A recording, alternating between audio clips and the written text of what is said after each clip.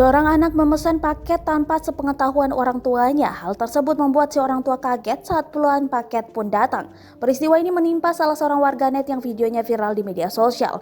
Salah satu videonya diunggah oleh akun Instagram @lambertura_official Selasa 2 November 2021.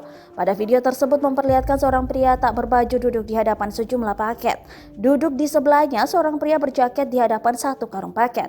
Si perekam menunjukkan paket tersebut. Ia menjelaskan puluhan paket yang datang itu karena handphone yang dimainkan oleh anak kecil.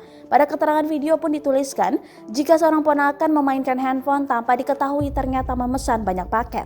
Hingga paketnya datang berjumlah puluhan dengan total jutaan rupiah.